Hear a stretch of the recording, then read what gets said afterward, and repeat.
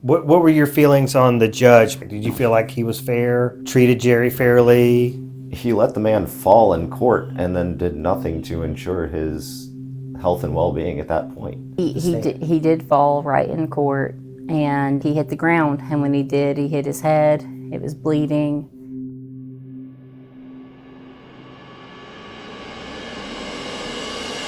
A Raised Red Living Blue production. For educational purposes, this series relies on publicly available news, court records, and interviews. This podcast does not intend to defame, harm, or misrepresent any person, organization, or entity. Views expressed are not legal advice, and all individuals are presumed innocent unless proven guilty. As these are ongoing legal matters, facts may evolve. Listener discretion is advised due to discussions of violence and trauma. Shelby County Grand Jury has indicted a man on multiple charges after deputies found DA explosives. Ben Fuller says that Jerry Clarke is in police custody on a Jerry decided to $400,000 exercise his bond. First Amendment rights on his own property by putting up anti-Trump signs. Alabama Injustice Season 1. The Silencing of Jerry Lee Clarke.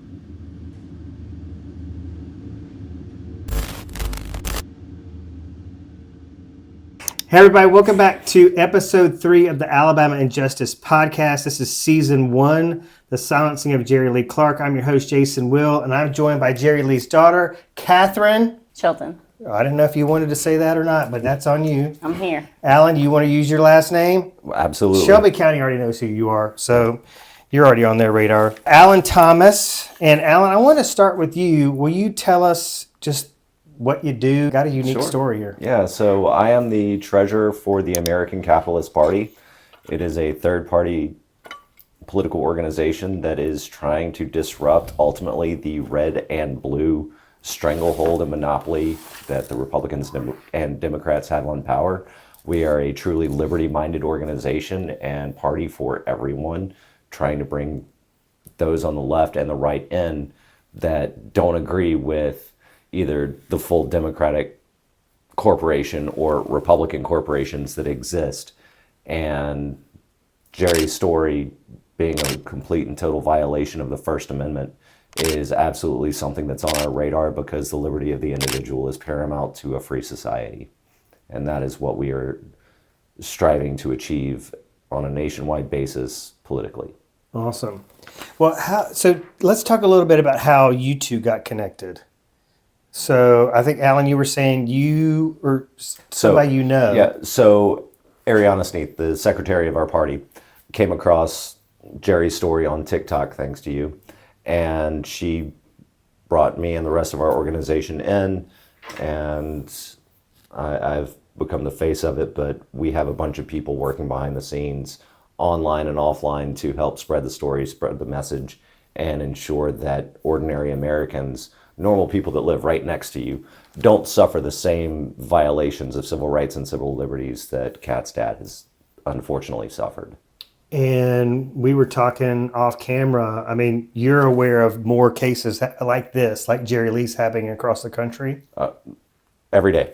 Wow, that's powerful. Yeah, I've only seen the story of the man in Tennessee who is now suing because he was I'm not sure what happened, but I guess he had a sign, an anti-Trump sign, and was incarcerated, got out, and now he's filed a lawsuit. So there's immediately in the current news cycle going on, there's the one particular story of the woman that was approached by a nice DHS agent and said, "Have you learned your lesson yet?" as he tried to grab her camera. This is your warning. For what? Stop following us. You are impeding operations. This is the United States federal government. I live over here. I got to get to my house. This is your warning. I guarantee you're not going to like the outcome. Go home to your children. It's Sunday. Yeah, go exactly. Sunday. Let people go to church. You did not learn from what just happened? Go home to Learn your what? kids. Shame on you. Listen, have y'all not learned from the past couple of days? Have you not learned? Learned what? What's our lesson here? What do you want us to learn? Following federal agents. Give me my phone back. That in itself is a silencing of free speech by a government organization that had absolutely no right to do such a thing. Even I myself, in a previous run for office, encountered a significant amount of pushback from locals within that municipality that took umbrance of, an opposition to the Trump regime, and even threatened to call the FBI on me personally for threatening the life of the president. And through the course of that campaign for months, continued to be harassed by this neighbor in similar ways that Kat and her family are being harassed every single day still. Wow. What is the name of your podcast that you guys talked about this? And did you end up going on the podcast? I will be on January 16th at noon. That's Eastern time. Okay, she's not going to miss that appointment. Not at all. She's got an alarm set on her phone to remember and be there. It's called The Capitalist Corner, and it will be found on YouTube. Okay, well, I wanted to make sure we mentioned that. All right, so let's pick it up from maybe a week or two before we all went to court, because Jerry has been released. He's a free man. He's sleeping in his own bed. He is. And, you kind of mentioned that some of this stuff was going on behind the scenes, but we wanted to keep it quiet. Didn't want any disruptions. Didn't want people to hear that this might be going on and call Shelby County and go, no, you can't let him out. Yep. So we kept it real quiet, but we went to court. He did get released. But let's talk about how that happened. The lawyer that we had, which was the second lawyer, was able to finally, after all this time, work out a plea deal for my dad. And a lot of the charges were dropped, especially the ridiculous charges of a bacteriological or biological bioweapon. That charge was dropped, as well as the explosives charges. And he did have to plead guilty to some of the charges, but he was able to be released. And that was done in the Shelby County Courthouse. And then immediately after, I took him straight to the hospital to get him checked out. Wow. Well, it wasn't exactly a easy transition for him to be, go from custody to out of custody. What about the condition that Jerry was in? Because he was clearly having trouble moving around because he fell when he was called. He did fall right in court, and he was walking up to the podium, and he hit the ground. And when he did, he hit his head. It was bleeding. I would have expected an EMT to be called or some type of medical provisions to be taken to check him out. That wasn't done. As you guys saw, they just rolled him into another room, let him sit for a few minutes, and then proceeded with court. I did take him to the ER for a head injury to get him checked out. He's so frail and he's so weak after this extended amount of time in the jail. He had lost not only a ton of weight, but an egregious amount of muscle mass through his back and, bottom and legs. And he's a fall hazard. And with the shackles being so heavy, and he just kind of bit the dust. Even at home, we have to be really careful and kind of hold on to him when he walks throughout the house and stuff, because he's almost fallen several times and he's so tiny. I'm afraid that if he hits, he'll break something. Yeah. Do you have any idea of exactly how much weight he's lost over the course of the last 6 months? So when all this started, he was about 215 pounds. My dad has usually worn like a 40 to 42 in the waist. He's a 32 in the waist, and they're baggy. Jesus. I actually went and bought him a pair of sweats and a sweater and a pack of shirts and underwear for when he was released, because my mindset was the clothes that he went in with are definitely not going to fit now. They're going to fall off, and they were. So he's down to 125, 135? He's right at 160 pounds or so. But a 32-inch waist. He's so tiny. There's no bottom left. His back is broadened out very badly. I mean, I had seen my dad without a shirt, my whole life, and he had a standard size back. He's so wide now because he was laying on his back for about 23 and a half hours a day, nowhere else to go in the cell. Those cells are meant in medical for 2 inmates, and there was constantly 3 or 4 in the room, and they're all overpopulated. He doesn't get to go outside for physical activity. There's no, PT outside. You don't get released out of your cell unless there's a reason. There's nowhere to go. There's nothing to do. The cot is about this thick. And for the longest time, my dad didn't have a cot. He slept on the ground without a cot or anything like that. So his back is broadened out, and he's just so little. It hurts him to sit up for, an extended period of time. I've gotten him on the front porch a few times. He can't get comfortable in bed. Right now, my focus is to just get him better. I've got him on vitamins and protein shakes and trying to feed him, simple meals that his stomach can handle, just to get a little bit of my dad back. Well, court started at 1:30. Mm-hmm.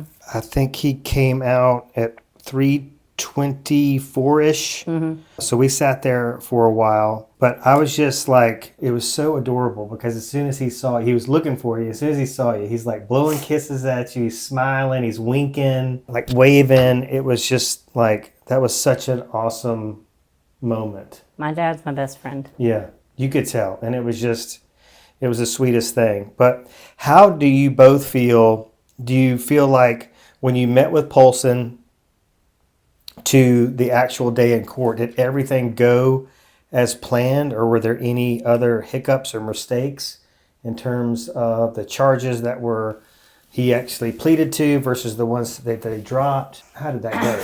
So the way that it was explained to me is my dad had 3 felony charges. 2 for explosives, possession, manufacturing, distribution, and transport of an explosive device. 1 for a biological or bacteriological weapons. He had 3 misdemeanors, 2 for harassment, and 1 for reckless endangerment. The lawyer had told us that they were going to drop the biochemical charge, drop the explosive charge, and amend the 3rd explosives charge to attempted possession, and that they were going to drop reckless endangerment, and he would have to plead guilty to 2 harassment charges. That's not quite how it played out in court. He did have an amended attempted possession of an explosive device or weapon, and they did drop the biochemical bacteriological weapons charge and an explosives charge. He ended up pleading guilty to reckless endangerment and harassment. He was placed on 60 months, so 5 years of state probation. We went ahead and set that up. And can't vote, he's a felon. Can't vote. He has lost his right to be able to own a gun to protect himself, which on our property I really do worry about because we have had so much harassment. A lot of people don't know that my dad is out, but I have a funny feeling that when more and more people locally find out that he's out, that the harassment and stuff is going to ramp back up. Well, Alan, before I'm going to ask you about what your thoughts were of the court proceedings and how all that came out in the wash, but the reporter from AL.com that wrote the article, did he made a post or did he publish something new? He did. He posted, a story saying what landed this 66-year-old man, in jail over a Trump sign. So he wrote the original post about 2.5 months ago.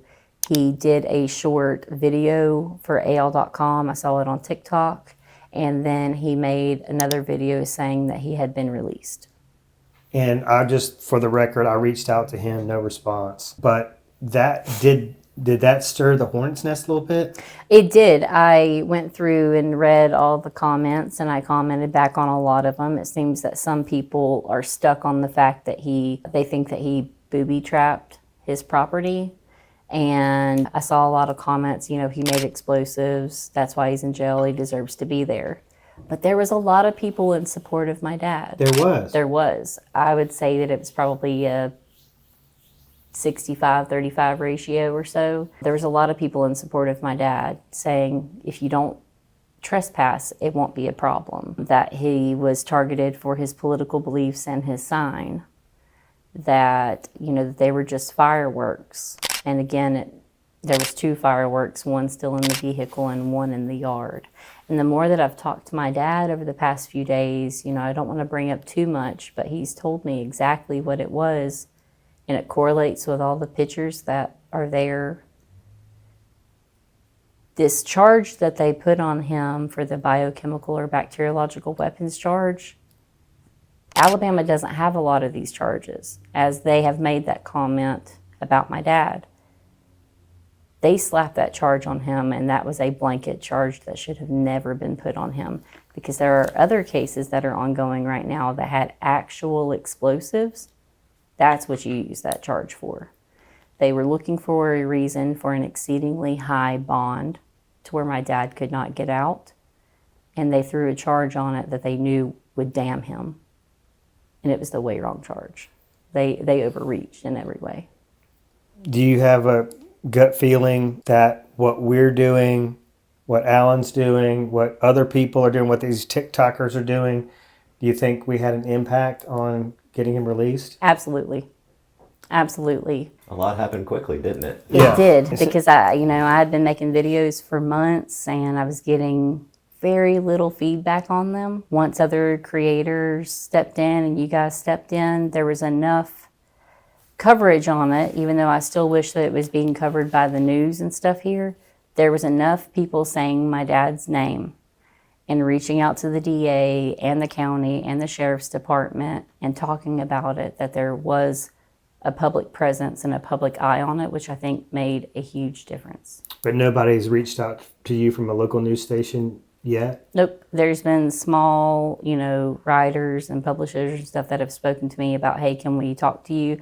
But as far as any local news stories, nobody's reached out to me. And I have called and left messages, and I have called and, tried to talk to them and haven't gotten anything back. Wow. People right here where the sign was and right near my dad have no clue this is going on. I'm getting way more comments because I had made a post asking, where are you from? Where did you see this story at? Most of them are not local at all. I don't think anybody here knows about it too much. You said, or correct me if I'm wrong here, did somebody drive by and yell at you, though, after this AL.com kind of update? They did. It was that late afternoon. My family and I were out in the yard raking leaves, trying to clean up the yard because there's a ton of trees around, and we did get called some derogatory comments. And the gentleman lives 2 doors down and behind us. So, yeah, there was definitely some nasty comments made, and I just waved. Have a good day. That's the most that's going to come out of me, But I hate it for them. I hate that they have this hate in their heart and that they're not more occupied with their families and things to do to just pass by. Yeah. And there's no sign up. There's nothing up to bother anybody, so they're just taking their own time out of their own day to do it, and I hate that for them. But I'm just going to be the neighbor who waves and lets you pass by. Yeah. Well, that's like the theme of kind of living blue. It's really hard for me to adhere to that standard. It's like Michelle Obama, when she said, when they go low, we go high. Well, I call people magatard a lot, way more than I should, and that's bad. But these people have got me unhinged. It's really your dad's story, so many things in the news, this Minnesota thing. It's crazy. Alan, what was your kind of, how were you interpreting your experience there in court the other day? How did you think it went? So I was concerned with the change in the plea deal, because Kat and I did meet with her attorney, Mr. Polson, as you mentioned. Mm-hmm. And at that point in time, we received an explanation of what the plea deal was going to consist of. And then on the day of court, the charges changed a little bit. The ultimate result ended up being the same, but at least on paper, it looks a lot different, and there's a spin that was placed on him, a pejorative against Jerry on all of this. And there's part of me, and I can't say that it's a factual thing, but at least from the outside, it looks like that was intentional to paint and characterize Jerry Lee Clarke in a particular manner that wasn't befitting of the actual crimes that he was pleading guilty to. That was my first thing. The second thing, and this one stems back to the very beginning of all of this happening was that Shelby County was able to take information from non-family members and find it sufficient to involuntarily commit this man.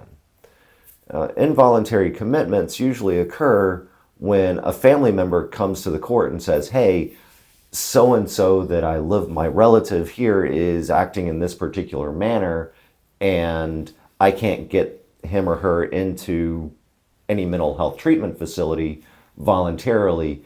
I'm afraid that this particular person is going to harm himself or herself or others.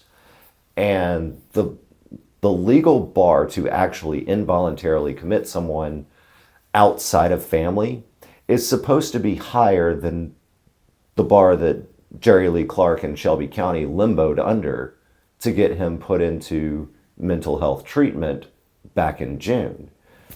Now, back in June, when he was examined and evaluated while being involuntarily committed, which on its face and in itself is a violation of due process in this particular instance, the psychiatrist that was evaluating him on behalf of the court system said, I can't really nail this guy for anything or diagnose this guy for anything other than Trump derangement syndrome, which I have to admit is not an actual mental illness.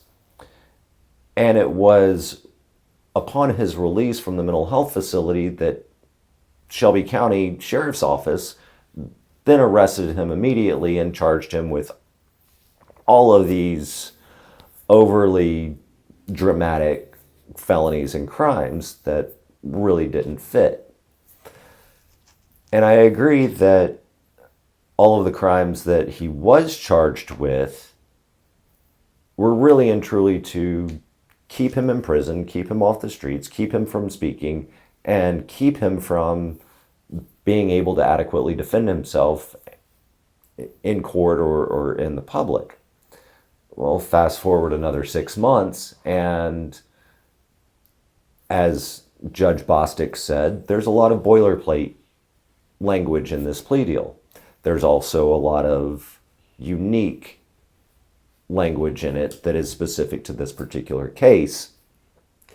And in spite of being evaluated by a court-appointed psychiatrist by the county while he was committed in June, he was not diagnosed with any mental illness. As part of the defense work that went into preparation for trial, he was privately examined not long ago, just in November? It was about 3 weeks ago, and it was a private pay, private hired mental evaluation. So just before the plea deal was presented, a private evaluation concluded that Mr. Clarke suffered no mental illness that anyone should be concerned about. Nevertheless, as part of the language of the plea deal, Mr. Clarke has to be subjected to ongoing court-reported mental health evaluations, which further mischaracterizes him as an individual. Personally, I think it's slanderous, but it's unusual, and at least in general court proceedings. And in this particular instance, for me, it does nothing but say that we are going to continue to not only silence this man, but because of what he had to say, we're going to paint him as a lunatic. And that should absolutely devalue any listener or should have any listener devalue anything that he says further. And I think that in itself is a further crime against this man. What were your feelings on the judge? Did you feel like he was fair, treated Jerry fairly? He let the man fall in court and then did nothing to ensure his health and well-being at that point. No medical assistance was provided. That one instance alone tells me that no, he wasn't fair. No wheelchair? What was the comment that was made is, well, I don't want you saying that you don't understand what you're signing because you got a little bump on your head. Yep. Yeah. Oh gosh, I missed that. Yeah. Yeah, so no wheelchair wheeling him in. There was a chair placed in before the bench there for him to sit in. But yeah, I thought it was extremely odd for him to be that frail. He's fallen several times while in custody. You know, he's fallen and hit his face, and he had bruises all right here that he had showed me during visitation. He fell in the shower. He's fallen several times and told me about it. And he was, standing up and getting extremely swimmy-headed and very dizzy. And, the bed of his nails were blue, and they told him that he had hypoxia. My dad has heart problems. So these things were reported not only by my dad to the medical staff, but I went and spoke with the medical staff several times and phone calls to let them know my dad truly has heart problems, and he's saying that he's getting really dizzy. And, these are things that you should be worried about. So if he got that treatment and we were all in the courtroom to see it, I guarantee that the treatment that he received while incarcerated was not proper. Yeah, probably way worse because we weren't there to see it. Yeah. Anything further on that, Alan? So it's interesting as well that as part of the release, which I know we're going to get to that, the release itself was a bunch of snafus, but so I may be jumping ahead a little bit, but as part of the release, the records, his medical records from prison, like while he was in, were denied to them. So anything that they did do while inside, any treatments, evaluations, etc., that took place while he was inside, those records are under seal until a subpoena is issued and signed by a judge compelling Shelby County to release them. He was released with no medicine list, no prescriptions. He didn't have any of his blood pressure medicines. My dad has no clue what it is that they were giving him. He can just tell me that it was about 8 pills during the day and about 3 at night. He can't tell me what any of them are. They did not tell him what his treatment was, what medications they were giving him or dosages. So when I took him to the doctor, I had absolutely no information to give them about what he's been on at all. And when I did speak with the jail staff multiple times, they said, if you want it so bad, you're going to have to get a subpoena to get it. Well, that's nice. Watch me. Watch me. Yeah, I wanted to, like, you were fired up on the day of court, and it should have been, I feel like, a little bit of more of a joyous occasion. But it was stressful. It was traumatic. I mean, when he fell and Judge Bostic said, well, maybe we need to pick this up on another day. I mean, my heart sank. I can't imagine what you felt like. And when he said, well, we can pick it up on another day, put it off a week or two. You're like, he didn't have a week or two. No, like, you need to get him medical care. That should be your number one priority. And then, take care of court as soon as possible. But if you're not going to give him medical care, give him to me. Let me go get him some treatment, which we did. Do you think they were afraid that he might pass away in prison and that this might kind of muddy the waters a little bit? Do you think that had something to do with them agreeing to this plea deal? Absolutely. An elderly man with medical issues that is wasting away in that manner, and this was happening right before these people's eyes.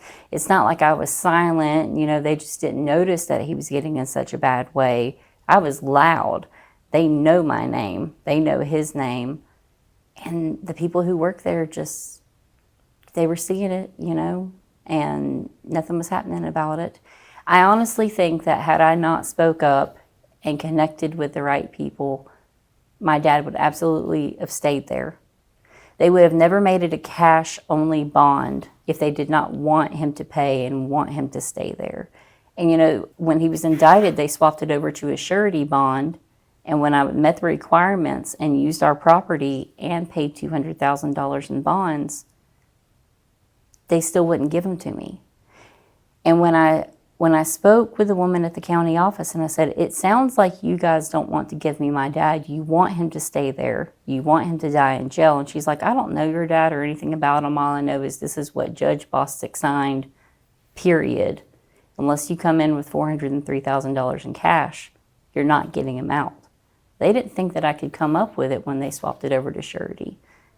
And I did. So they had to hurry up and scramble and come up with another reason of why I couldn't get him out.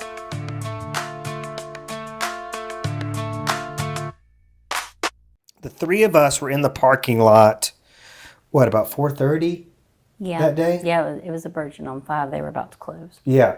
And you didn't know if you were going to get him that night. It might have been the next morning. Yeah, they said that it could be either that night or the next day because court had ended so late. I went to the jail and sat, and I'd called to see if they were going to release him. She said she didn't know that it was first come, first serve on whoever was being released that day. And I ran up to Dollar General to get him a few essentials. And by the time that I got out and called, she said that he was out there waiting on me. So I went directly over to the jail and got him. He came out the door. And I think it was like 9 o'clock or something. You texted me and you're like, got him. Yeah, it was late. I think it was like 7 something, almost 8. So you guys get in the car. Like, is he quiet? Is he talking? And what is he doing? At first, he was kind of quiet. I think that you could tell, like, he's very shaky still. You know, when he's holding a cup, he's like this. He has spilt several drinks since we got home and things like that. He used to always carry one of these, and I've had to start giving him, like, the same cups that I give my kids because they're tiny and easier to hold. He got in, and he said, "Can I please have something to drink?" And I said, "You can have anything you want." So we went to the gas station, and he wanted one of those Starbucks Frappuccino drinks. And he just kept on thanking me and told me how much he loved me and missed me and that he was proud of me. And we sat at the gas station for a few minutes, and then we started heading to the hospital. So you went out to, when they adjourned, you went out and talked to Mr. Polson, your attorney, and Alan and I were still in the courtroom, and you were talking loudly. You were probably, I mean, you could characterize it as yelling, like, "Jerry, what do you want? What's the first thing you want to do? Yeah. What do you want to eat?" And he couldn't hear. He cannot hear it. He's been hard of hearing probably for about 2.5 years now, but it's so much worse than it was, when he went to jail. It has gotten dramatically worse. He cannot hear out of his left ear at all. My mom has tried to talk to him over the past few days, and unless you're looking right at him and talking kind of high, he has absolutely no clue that you're talking. All the noise is kind of muffled together. I think that if he was in general population, he would probably be really thankful for the quiet.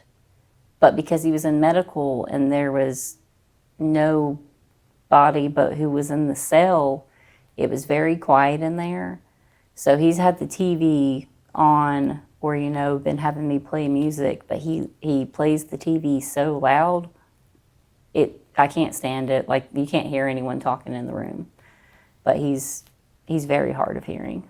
Yeah, I didn't know whether he had hurt himself when he fell, but like he could tell there was some noise, or maybe he could tell his name was called. It looked like something was trying to grab his attention, but he couldn't really focus on it. It was scary. Yeah. Because Alan was talking like so audibly. It's like, how can you not hear that? Yeah. And it was facing his left ear. That's true, yeah. Yeah, so he's very hard of hearing. Yesterday, he watched our 2 first episodes. Oh, he did? Yeah.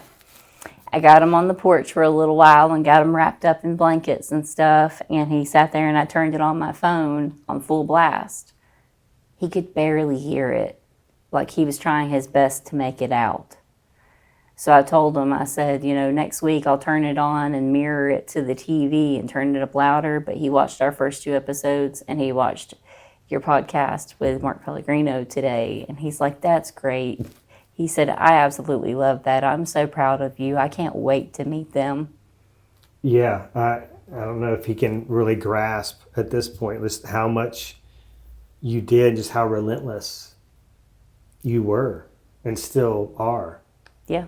Because I feel like, is it fair to say, because my thought process was, I know like your husband was pretty upset about, him losing his rights and things like that, right to vote, right to bear arms, but the whole goal was just get him home.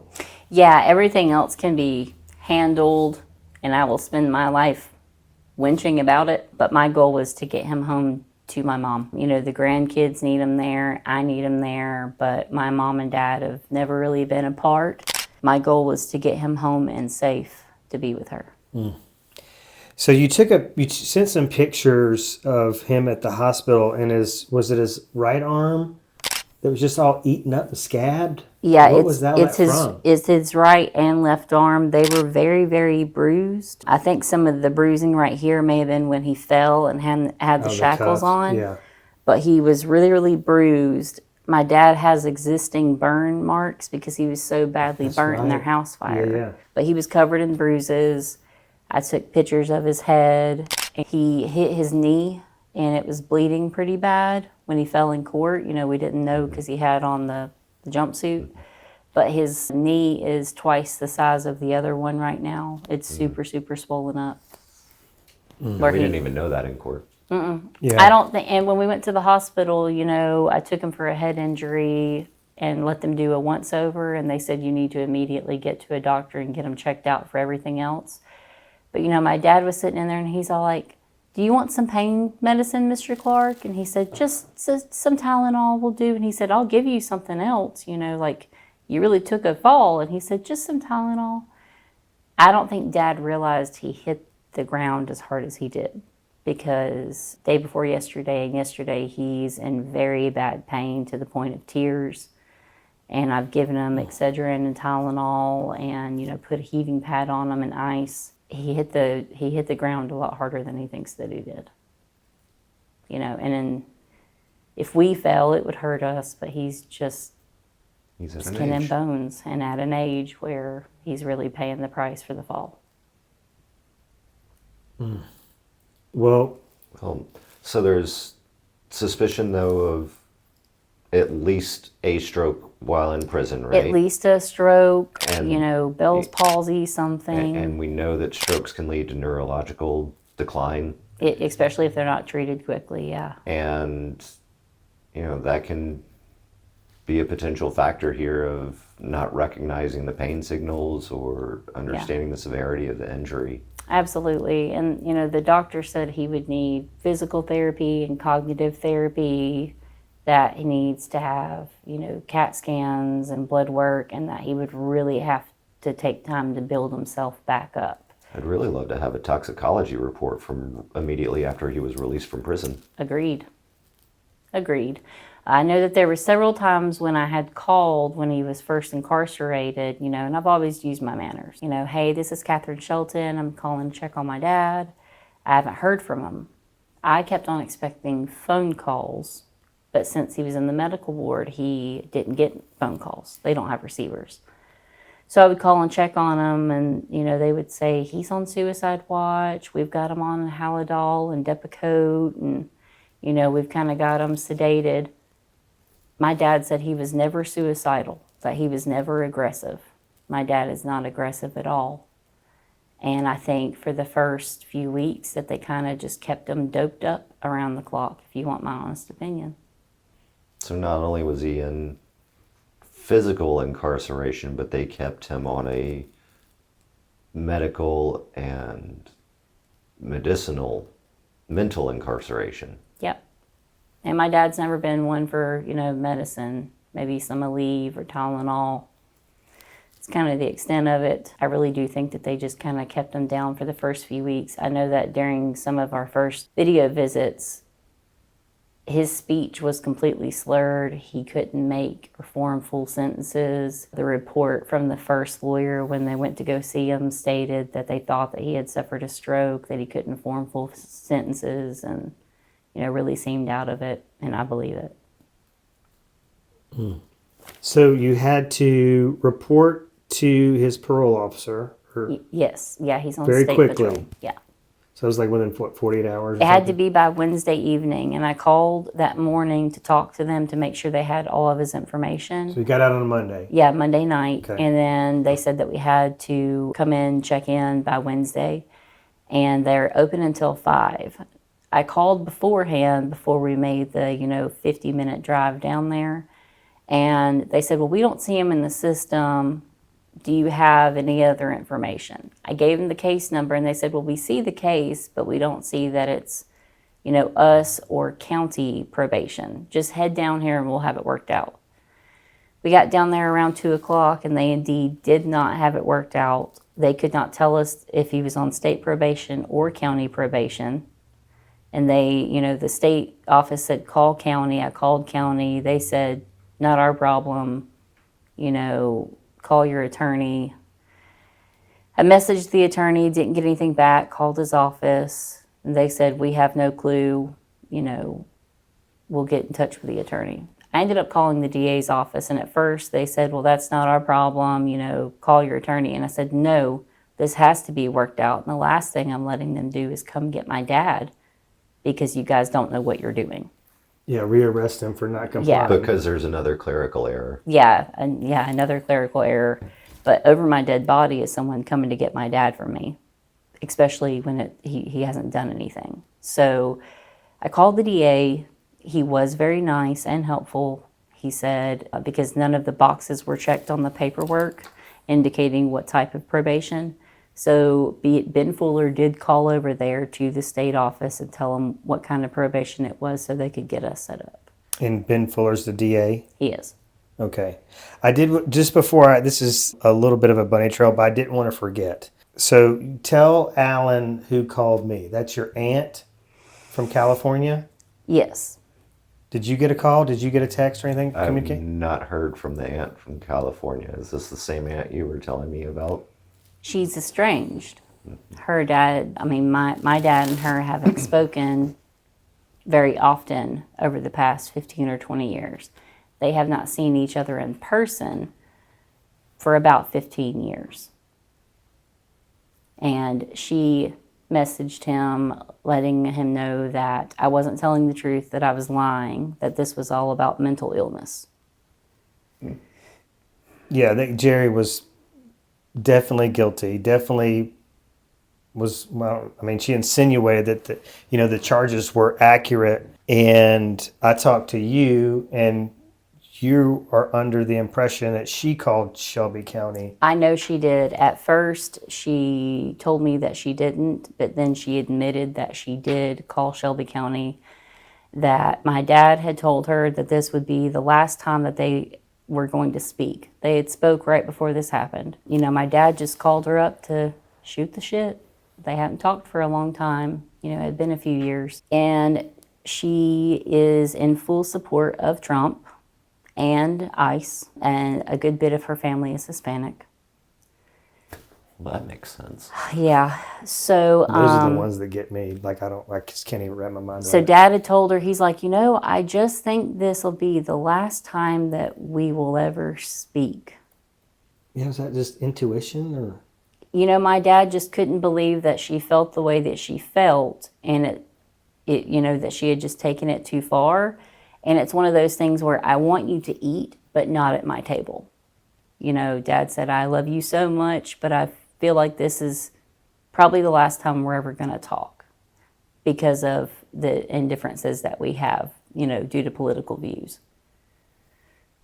And she's in California. She's in California. So she took that information and called the county saying that my dad was mentally ill and a danger to himself and others. After she sent that message to you, I went in and blocked her for the sake of that is my family, and I do not want to have any more arguments than what I've had to have.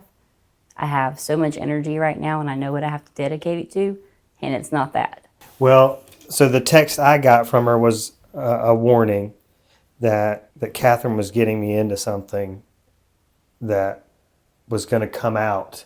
It was all going to come out in the trial, that Jerry was guilty and all these charges were accurate. I asked her if she wanted to come on the record and told her that we'd disguise her voice, disguise her face, her identity, all of it. And that I would extend that courtesy to any of the California family members that wanted to come on the podcast in either support of Jerry or against Jerry, whatever the case may be. Yeah. Just, let their voices be heard. And then she replied again, that it'll all come out in trial. So when Jerry was released and I knew he was home, I texted her again and I said, do you have any comment now that Jerry's been released? No comment, but just wanted to. I called her. You did? I did. I specifically told her, hey, I just want to let you know that my dad is home. She's like, yeah, I heard. And I said, well, she said, well, how did that happen? And I said, well, it was a plea deal. She said, but he's guilty of all that. And I said, it was a plea deal. He agreed to a charge and they dropped 2 of them because he didn't do any of those things that you said he did. I said, it truly was just fireworks. He wasn't trying to hurt anyone. And then she was getting quite nasty, and I just had to cut it off. And I said, I love you very much, and I wish you all the best. You do not have a brother anymore, and you do not have a family here anymore. I truly wish you the best. And at the end of the phone call, she said, why don't you tell the truth that he was abusing y'all? He was abusing your mother. And that's when I ended the phone call. I recorded the phone call. I did that for myself and for everyone to know that I did not badmouth her. I did not call her any names or make any threats. I simply told her that she can erase that ideology of having a family left here, because she could have called me and she could have said, I'm worried about your dad. Please check in on him. I'm an active child in their life. I take care of all their business. She could have simply called me and said, I spoke with your dad and it was a little bit of a concerning phone call, or he wants to cut ties with me. Is he okay? But instead of being concerned, she called and made a lot of this happen and caused a lot of these issues. And again, she's kind of an estranged family member that hasn't seen my dad in 15 years.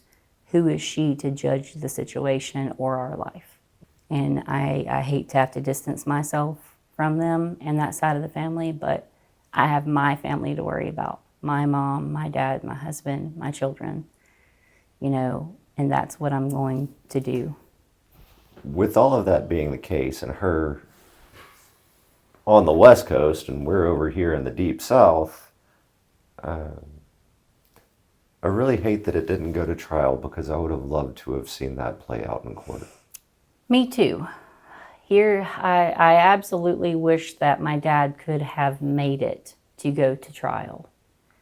And, he told me over visitation is, baby, if you tell me to stay here, I will try my best, but I don't have any fight left in me. He absolutely had no fight left in him. I hate that we won't go to trial for all this to come out, because I would have loved them to have to prove what they had. Those some big charges to prove. Those are some really big charges to prove. And there are a lot of questions about the overall process and procedure that took place over the course of the last 6-7 months. Yes. But as far as abuse allegations, you saw him in court waving and smiling and happy, clearly abusive. And there's never been any reports. She's gonna cook everything in the world that he wants. Ask for dinner, I got your dinner, whatever you want. Anything you ask for the rest of your life, I'm cooking you dinner. We had Mexican last night. Yes. That was what I want to let everybody know. That's what he wanted as his first meal when he got out. Yeah, it was really good. But your personal family lives with them. Yeah. And your husband has been a stalwart through this whole process. Yep. And my husband worked for my dad for on and off for 6.5 years. I can't imagine that if there was any abuse of any type going on, that your husband would allow it to continue. No. So if the aunt wants my phone number and wants to contact me, I feel left out. Well, we have her number. We can share it with you. Yeah, we might want to. What is it called? You dox that number online? So that's happened to your family enough already. It did, and still. But no, we don't need to break any laws here. Yeah, and still, nothing's came from that. Even when I spoke with the DA the other day after my dad's release, he told me that he has absolutely no hand in getting warrants pushed through, or he's a completely separate entity from the magistrate, because I still have not gotten a warrant or any help with the man who doxed us and who has stalked us and trespassed on our property, and continuously came by and videotaped my family and my children in the yard, and nothing's came of that after multiple visits to the courthouse. The City of Helena Police Department and Shelby County Sheriff's Office are on the side of this gentleman, so who are they protecting and who are they serving? Yep, who they choose.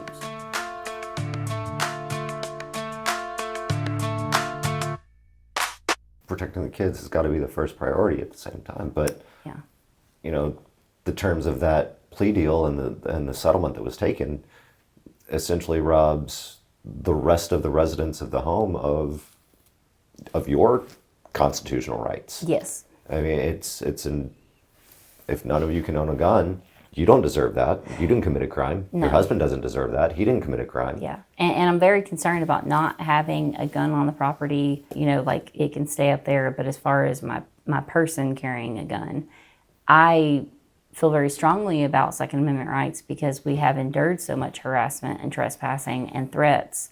I want to feel safe and I want to be able to protect my family in my home. The continued harassments, the drive-bys, the threats, all of that, that's an intimidation factor from the local community that you should be able to defend yourself. Yeah.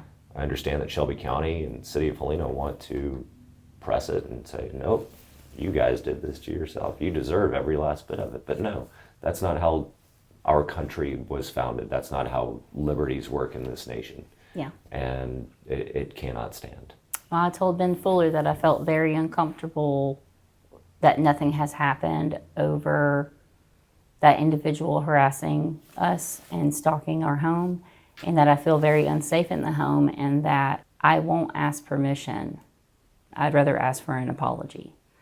So I feel very uncomfortable with the fact that he's coming to the home, and that I really, really want something done about it, because I will stand my ground. That is my castle. I will protect myself. Well, then he just needs to keep driving down the road. He does. He needs to keep on passing by and go about his own life. So does everyone else. You don't have to like it, just keep going. How does Ben Fuller, what was his response? He said that he understood that he had no hand in what the magistrate does, and that he would at least try to speak with her, that they are completely separate entities, and that was kind of it.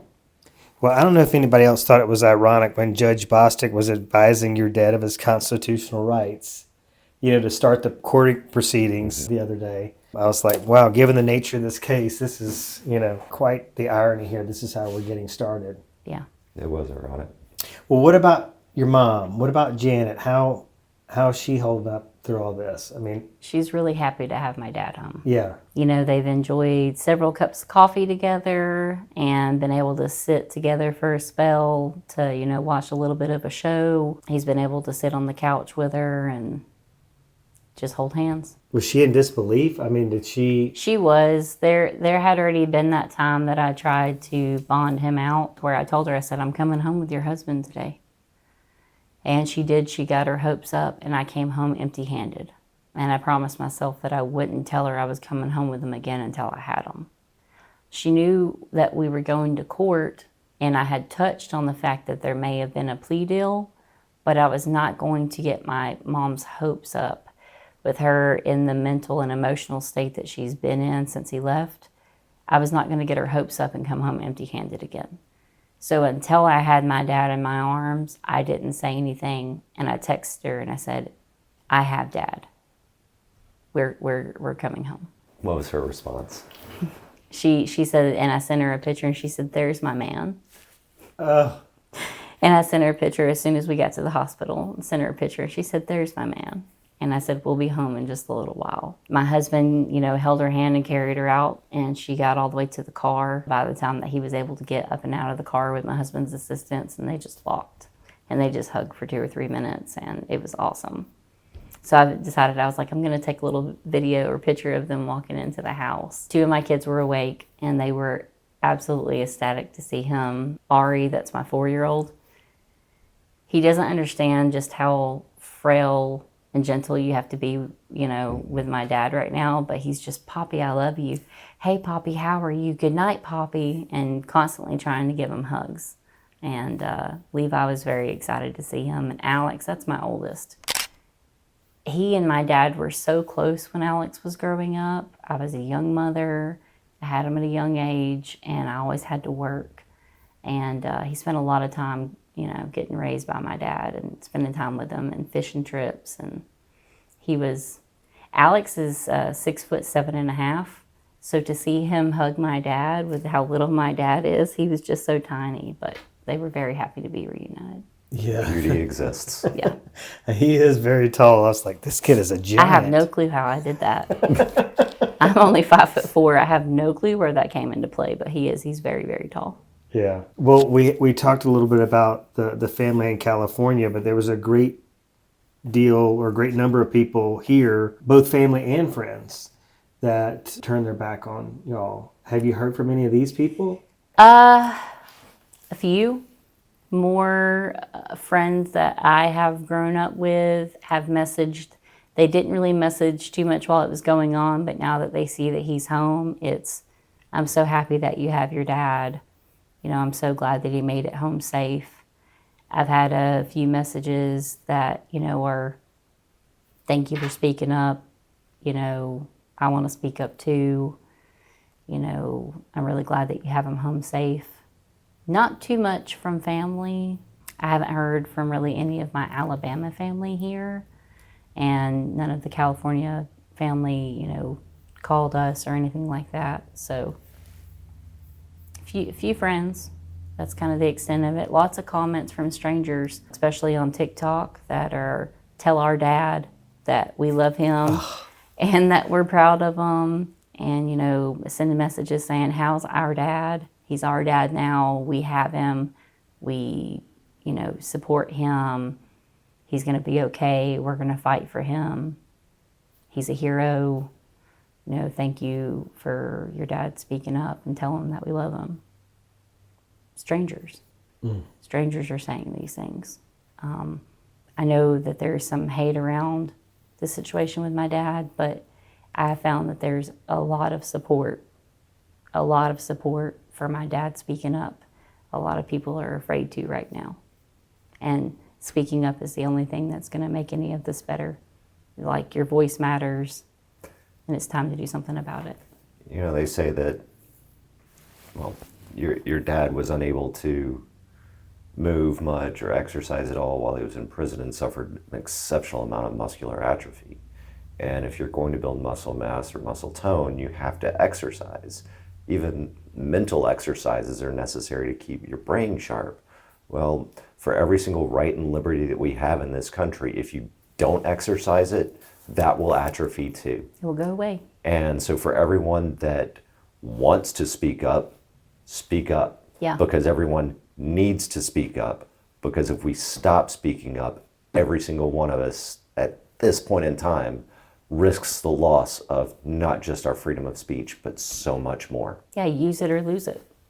It's that moment. So exercise that. Yes. When we started the Raised Red Living Blue podcast, we had, I had a co-host at that point. I don't know if she'll return. That's a whole nother story. She was forced off of this podcast. Her livelihood was threatened. Some things happened. She's a lesbian woman, and she said some things about the lady who was petitioned the Supreme Court to reban gay marriage. I can't remember her name, but we had an episode about that, and the episode's down, and that was a whole thing. But I was optimistic. I think I was the only one, out of our friend group, and because at first it was just friends we were inviting on the podcast. That's all the guests we could get, and there were people talking about leaving the country. There was every one of them was absolutely certain that we were headed towards an authoritarian reality, and I was the lone one out going, no, it's not going to get that bad. What I thought was going to happen is that, as more of this comes into the daylight, what people are just going to start to realize, how people are starting to turn on Trump now over a number of different things. His handling of the immigration, You know, his numbers are way down on the economy. You know, there's a lot of issues there, and it is starting to happen where there's some people moving towards the middle. But after this week and what happened to the young woman in Minnesota, I'm like, God, were they right? Are they right? Because it seems like they just don't. They're not even trying to hide anything anymore. No, because they think that it will be easily digested. They think that they have conditioned you to see enough of this type of stuff that you will be able to digest it and move on. I won't. This is not okay. What happened was not okay. No amount of conditioning is going to make it seem okay that these things are going on. Well, and the atrocity that happened last Thursday is going to get eclipsed by the atrocity that happens tomorrow. And so that one will be eclipsed 2 days later by some other massive atrocity. And that's been the news cycle, the historical cycle of this administration from the absolute beginning. That one bad thing is eclipsed by another, is eclipsed by another, is eclipsed by another, and here we are a year out, and suddenly it's not just the president with absolute immunity, but it's everyone in the government all the way down to Bostic and City of Helena Police Department. Everyone's got complete immunity at this point. Yep. And that is a hallmark of an authoritarian regime. And things going on are distractions. They're trying to distract you from what's really going on. You know, they're allowed to act on their own will as they see fit, and they don't have to answer to anyone. That is not okay. Well, I'm surfing the internet, like when I'm not out showing property or whatever. I've been crazy busy. Like in the evenings when I'm trying to get caught up on what's going on, the news feeds and things, I see a number of political posts that you've liked. Like I was like, oh, I know her. But like you're sharing posts. I mean, you're a political activist in, a small scale. But, you never really were that before. I mean, I have always kind of been outspoken. People have not liked what I put on Facebook for a really long time, but I was only on Facebook. Yeah. And they will go and kind of like make a bunch of replies at one time. I'm not even going to answer it because I don't need to hear your, mouth fart. I don't need to hear what you're saying for you to, change my mind. My mind is made up on how I feel. I'm always, looking for useful information to educate myself, but as far as their BS that they're spouting to try to change my mind, it's just not going to happen. I'm set in how I feel. And, But I've already pissed everybody off. I may as well. Like, I've already made everybody mad. I've already done the posts. I've already done the TikToks. I've talked about my dad. I'm open about how I feel. So I've already poked the bear. You're getting all these T-shirts made. You got way more than your First Amendment T-shirt now. What yeah, else have you got? I do. I've seen some other T-shirts. I've got a green one that's a First Amendment shirt. I have one that said "Free Jerry Lee Clarke, First Amendment Rights," and I've got some coming with a sign on there. Oh wow! That has this hashtag on there in my TikTok account.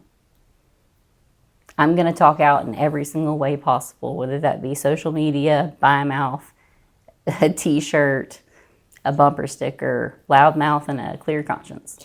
Well, let's talk about that for a little bit because, like Alan was just encouraging everybody or anybody under the sound of his voice to speak out.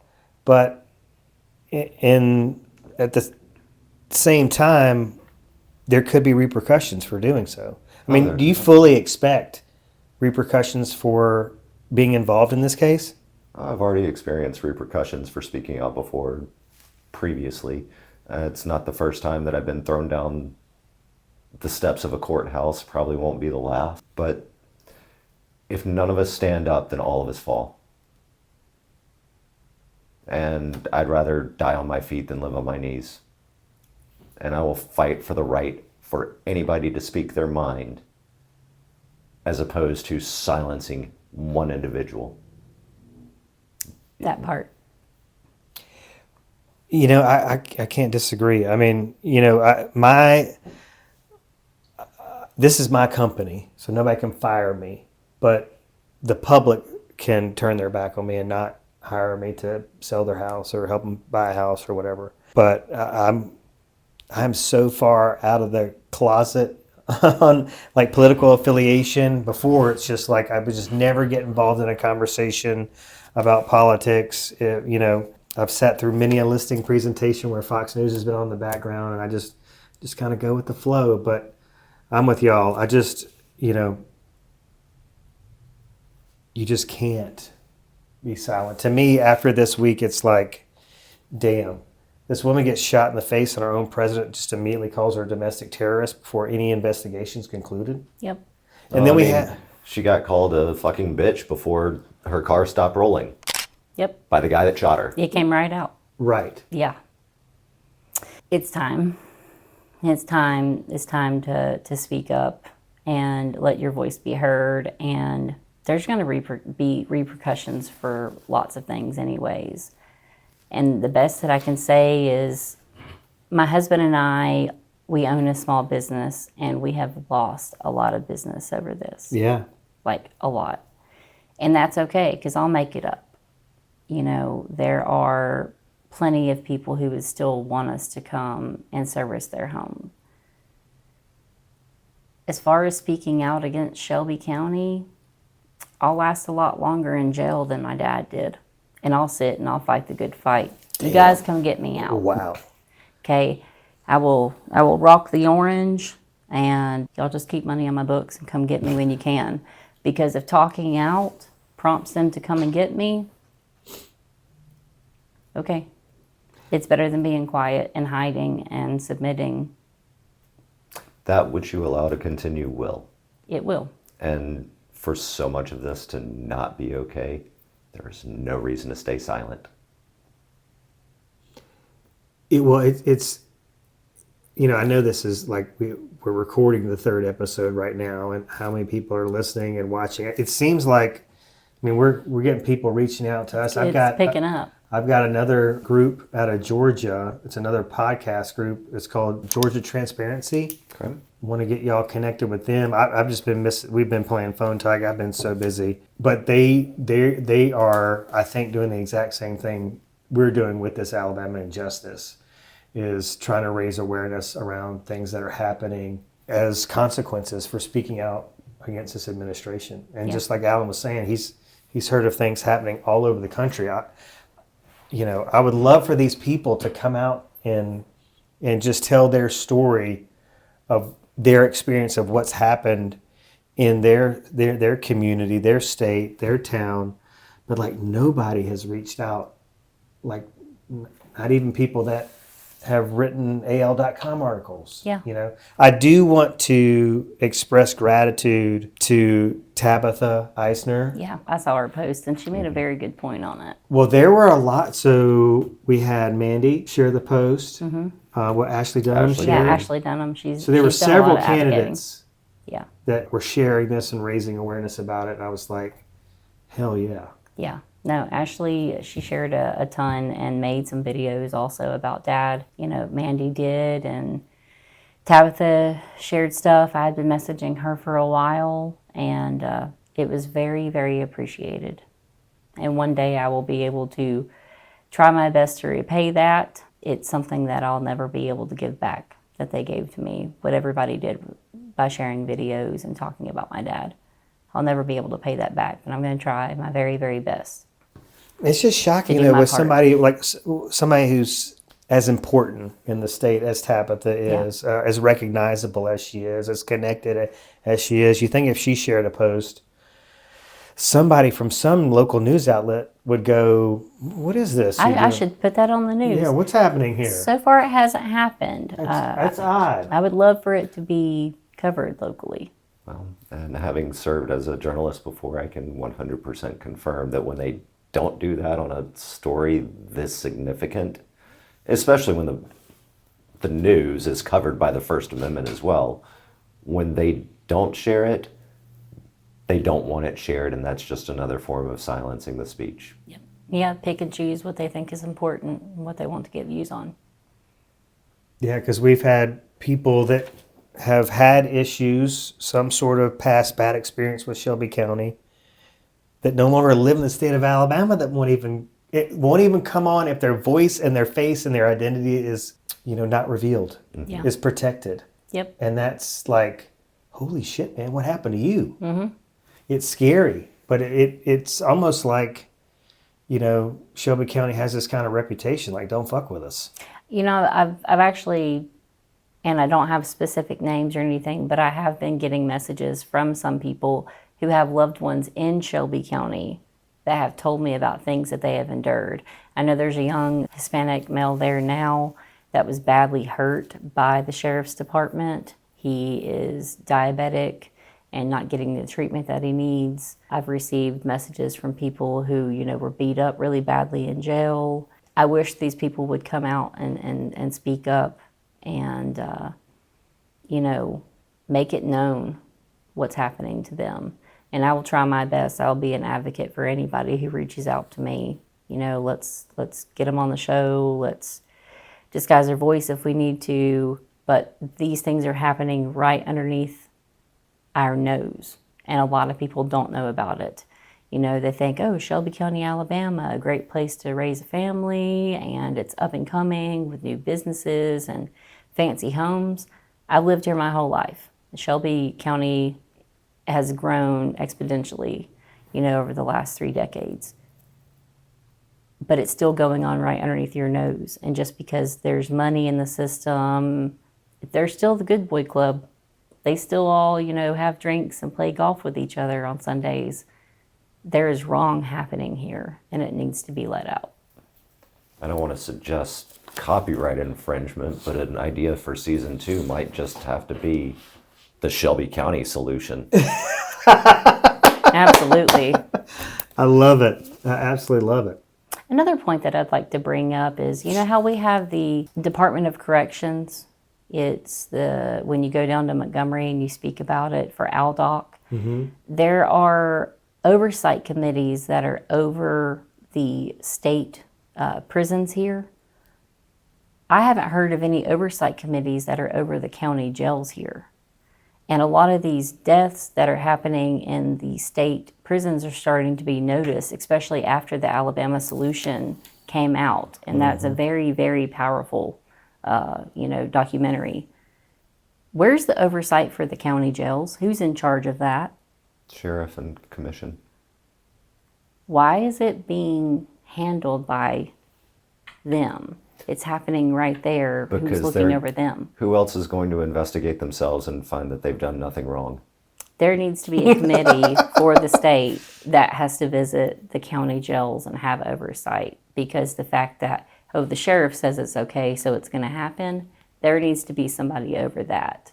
There needs to be somebody, looking into these things. Objective, set apart, able to be nonpartisan, and give a fair and unbiased assessment. What's right, what's wrong, what's constitutional, what's unconstitutional. And as we are quickly finding across the country, just because it's legal doesn't mean it's right. Yeah, that is certainly. I mean, we should have learned that in 1938, but apparently we have to relearn lessons. Oh, for sure. We don't seem to, globally, we don't seem to learn from history at all like we should. It's supposed to be one of our greatest teachers. Gosh, anything else you want to get off your chest before we conclude this episode? I'm glad my dad's home. Thank you. Thank you very, very much. I'm glad your dad's home too. I really, really appreciate it. I never ever thought that he'd be there again. It's been really, really nice. So thank you. Thank you to everybody that helped. Yeah, so you're saying you really didn't see this outcome happening? No, I thought I was just going to be complaining online and begging for help. And one day get a call. Yeah, I really, really thought I was going to get that call. I did. I thought I was going to get the call that he had passed and, oops, sorry. Yeah, pick up his went to belongings. sleep. He went peacefully. Yeah, so thank you to everybody that helped and sharing his story and commenting and making posts and donating to the GoFundMe, and it means a lot. Yeah, just you're coming out of pocket tons and tons of money Yeah. for legal fees. A lot of the money for lawyers, his medical cost right now, prescriptions, all that. Yeah, was there something happened with his insurance? Yes, I was told by the first lawyers to cancel his insurance, AMA as well, because he would be on state health care. So now that he's been released, his insurance is no good. So when I took him to the doctor, I had to private pay, just like I had to private pay for his mental health evaluation. That was $3,500 out of pocket, and it had to be paid immediately. So I paid privately for his doctor's appointment, and his doctor actually can't do any testing right now. Blood work, MRIs, any of the therapies that he needs, nerve conduction test, due to the fact that his insurance is no good. So I'm having to work on that this week to get him some health care. Wow. Yeah, so if anybody's listening that has connections in that regard, you certainly could use that help. And the GoFundMe is going to continue on?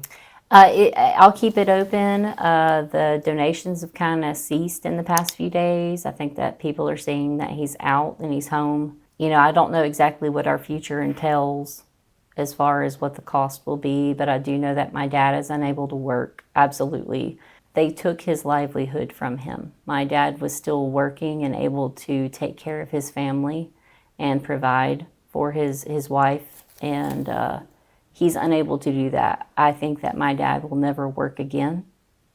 I think this sent him into early retirement, and this is the end of his long-term business that he worked his entire life for.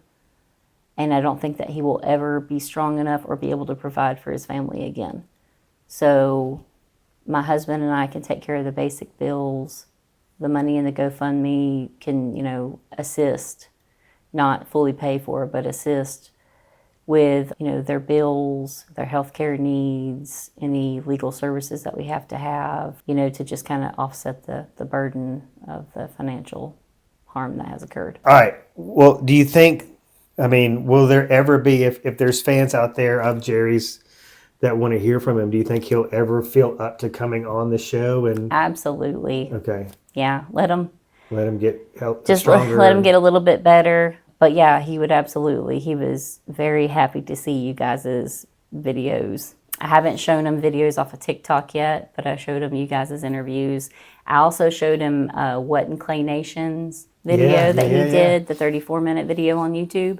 He watched that also, and he was very impressed. So he will absolutely love to come on the show one day. Love it. You want to talk about how people can get in touch with you if they're interested in the American Capitalist Party? AmericanCapitalistParty.org. Easy enough. And y'all are growing across the nation and in every state, working on developing state chapters and working on recruiting not only membership, but supporting active candidates that will support a liberty-minded, free market, objective defense of rights and liberties. All right. Well, we appreciate you guys watching, supporting.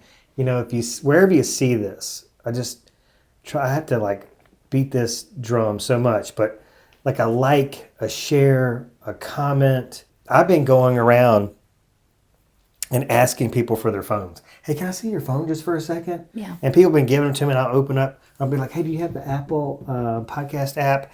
And I'll scroll down. I just hit follow, hit 5-star, and give them their phone back. Yeah. I've been doing that a ton, but I just don't think people, even if you don't listen to 1 minute of the show, just to hit that follow button, hit that 5th star, it's rate it. It is so important. So please do that. And please encourage everybody else to do that, because we do need this to be picked up not only locally, but nationally.